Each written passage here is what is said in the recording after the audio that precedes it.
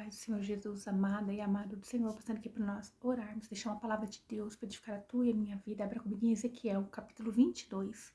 Vamos orar ao Pai. Senhor Deus, em nome de Jesus, nos colocamos diante de Ti para pedir perdão das falhas, pensamentos e omissões. Guarda e livra-nos, Senhor, de todo mal. Repreende toda a fúria do inimigo, todo o engano e todo o mal.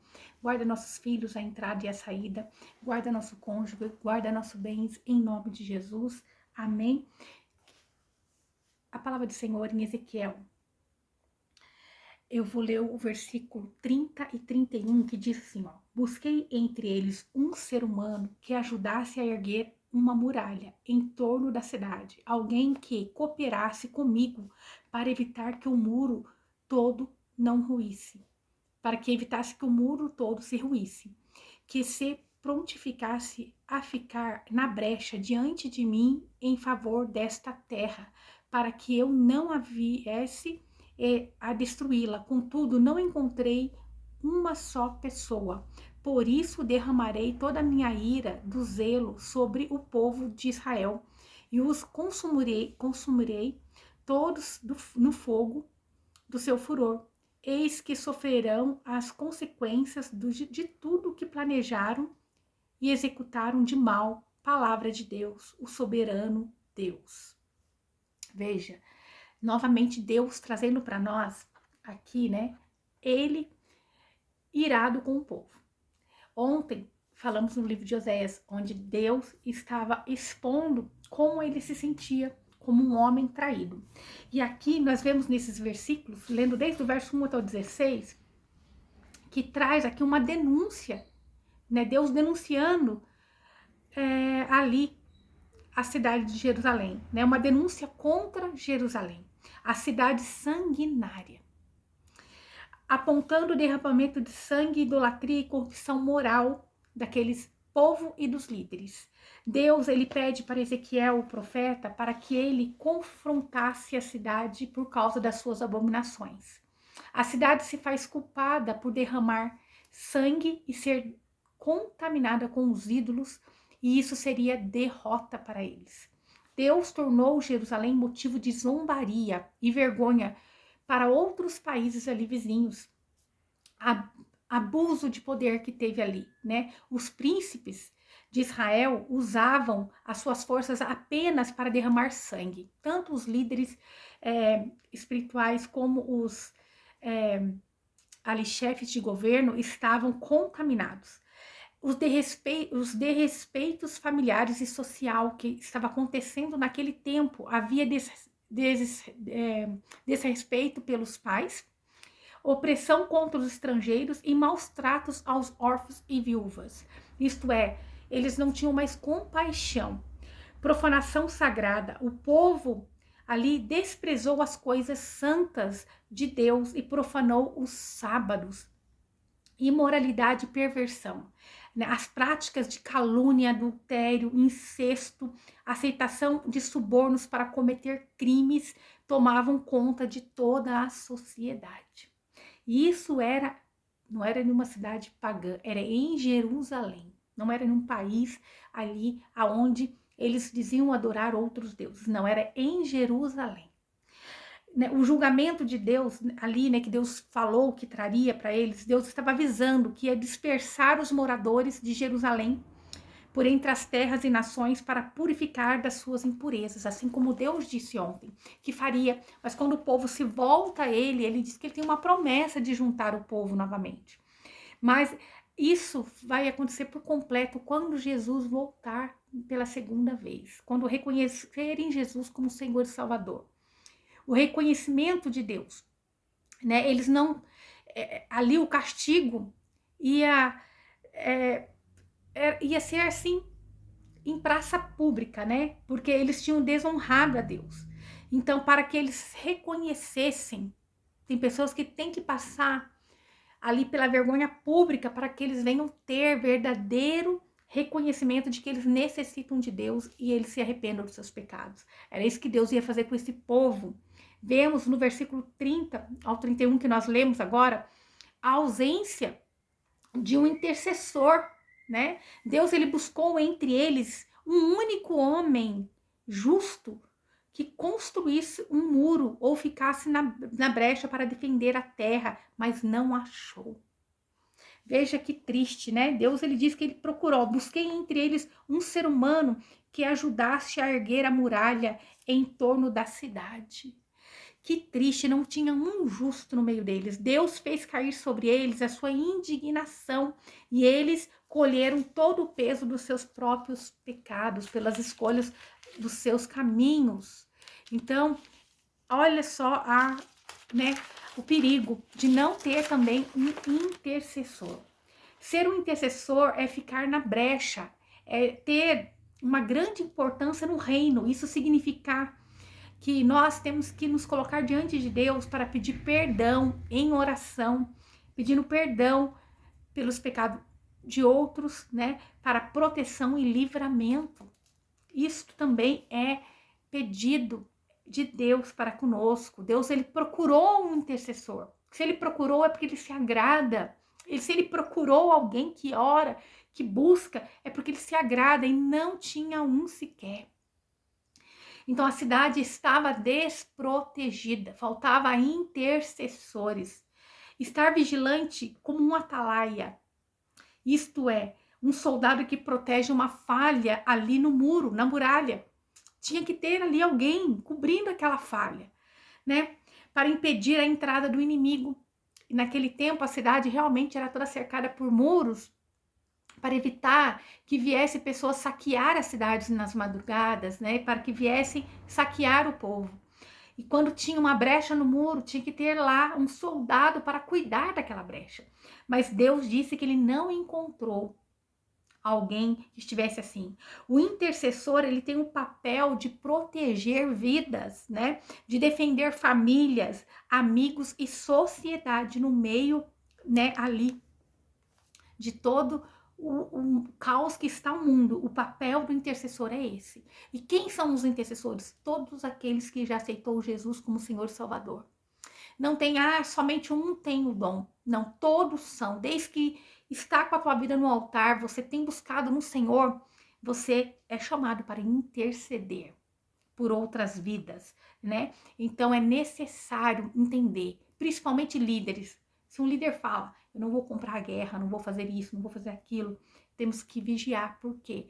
Porque nós fomos chamados para guerrear. Quando nós não queremos ir para a guerra, olha o que aconteceu com Davi. Ele não foi para a guerra e ele pecou.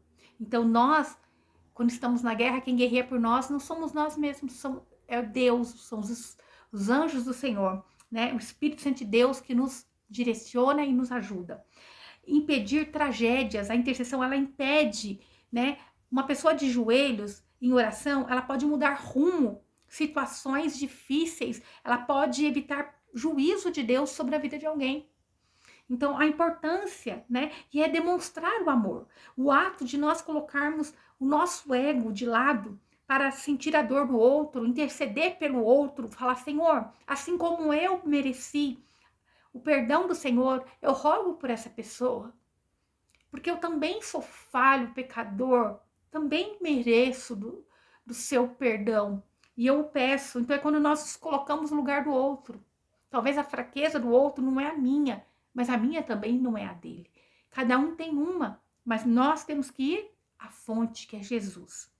Estar na brecha é cobrir falhas, é ocupar espaço onde há fraqueza espiritual.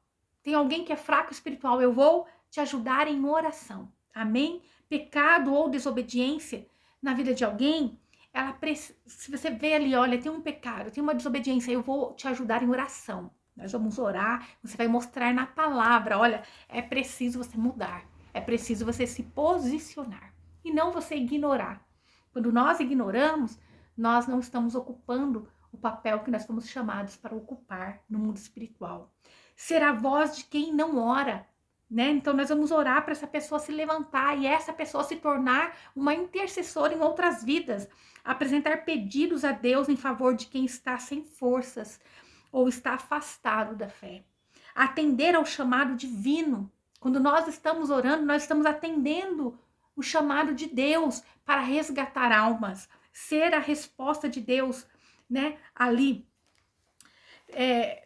derramar misericórdia, né? Nós vamos agora pedir, Deus, derrama misericórdia sobre a terra. Então, nós temos que nos posicionar. Quando nós vemos lá em Salmo 106, 23, nós vemos que Abraão tinha subido para orar a Deus. E o povo levantou para eles um bezerro de ouro. O povo pecou gravemente. Mas o que Moisés fez? Ele intercedeu. Quando Deus pensou em destruir o povo, né, por causa da idolatria, por causa do bezerro de ouro, Moisés, o escolhido de Deus, ele se colocou na brecha. Ele pediu, Deus, meu pai, desvia a sua indignação do povo. E Deus ali, ouvindo o pedido, o clamor de Moisés, ele ouviu esse pedido e ele não destruiu aquela nação. Então a intercessão tem um papel maravilhoso. Se Deus ontem estava falando de um povo pecador e hoje de novo, em Ezequiel 22, Deus falando de um povo sanguinário, de um povo que está pronto, está, né, ali, pronto para ser punido. Se nós nos colocarmos na brecha, Deus recupera, Deus salva, Deus dá uma chance, porque Ele deu Jesus. Nós estamos no tempo da graça e é necessário se agarrar a isso que Jesus fez e se voltar a Deus, porque Deus não rejeita alguém arrependido, mas aquele que quer dar tudo à carne, Deus fala, dá então. Se você decidiu ser o homem sanguinário, a mulher que dá tudo à carne, você vai colher do seu plantio. Isso é certo. Mas aquele que está descoberto, está fraco, né? Nós vamos nos levantar pedindo, Senhor, dá vista ao cego. Tira, Senhor, põe luz nessas trevas em nome de Jesus. Para interceder é necessário nós nos revestirmos primeiro, orando, pedindo perdão, jejuando, pelo menos uma vez por semana, não importa se seja o dia inteiro, algumas horas, é necessário você se dedicar ao Senhor. Escrever nome de familiares, amigos, pessoas que nós queremos que Jesus alcance, aqueles que ainda vão chegar a Deus, para que eles permaneçam. Definir um momento do dia para que nós venhamos interceder, né? Usar a Bíblia, usando as promessas de Deus, ali quando diz, né, que Ele vai fazer através da nossa oração. Que nós sejamos específicos, falando, Senhor, eu quero que o Senhor age nessa vida, derramando cura, libertação, prosperidade, bênção, abre a madre, especificamente nós orando ao Senhor. Nós temos que persistir na oração, né? Até ver a resposta de Deus. Em 1 Timóteo 2,1 diz assim, antes de tudo, recomendo que se façam súplicas, orações, intercessões e ações de graça em favor de todas as pessoas. Então, nós temos que orar em favor de todas as pessoas. Não é quem eu quero, mas é Deus diz em favor de todas as pessoas. Em Tiago 5,15 diz assim, e a oração feita com fé curará o doente. Se nós orarmos com fé, nós vamos curar o doente. E o Senhor o levantará, e se houver cometido pecado, será perdoado. Portanto, confessai vossos pecados uns aos outros e orais uns pelos outros para serdes curados. A súplica de uma pessoa justa é muito poderosa e eficaz. Em Gálatas 6:2 diz, levai as cargas pesadas uns dos outros, e assim estareis cumprindo a lei de Cristo. Então, Cristo nos chamou para nós ajudarmos uns aos outros em oração, intercedendo. Quando você ver fraqueza, você vai estender a mão, você vai orar, você vai ser ali aquele que vai fechar a brecha, aquele que vai estar na brecha, vai estar vigilante. Em Efésios 6:18 diz assim, orai no Espírito em todas as circunstâncias, com toda a petição e humilde insistência, tendo em mente, vigiai com toda a perseverança na oração de todos os santos. Então nós temos que orar e perseverar, insistir com humildade a Deus, reconhecendo o Senhor pode, o Senhor é Deus, o Senhor é grandioso, o Senhor conhece, o Senhor sabe, né? E eu clamo e eu peço que nós venhamos pedir para aquele até que nos ofende, como nós pedimos pelos nossos filhos que nós tantos amamos. Quando você olhar alguém que é difícil, para você amar ele como Cristo amou, sabe como você tem que fazer? Imaginar que aquela pessoa é alguém que você ama. que ele é teu filho, é tua filha, é teu pai, é tua mãe, para que você venha ter compaixão daquela pessoa, em nome de Jesus, porque Jesus olhou para nós com um olhar de amor, de filho, nós filhos de Deus. Amém? Essa é a palavra de Deus para mim e para a tua vida no dia de hoje. Espero que o Senhor tenha falado plenamente no teu coração.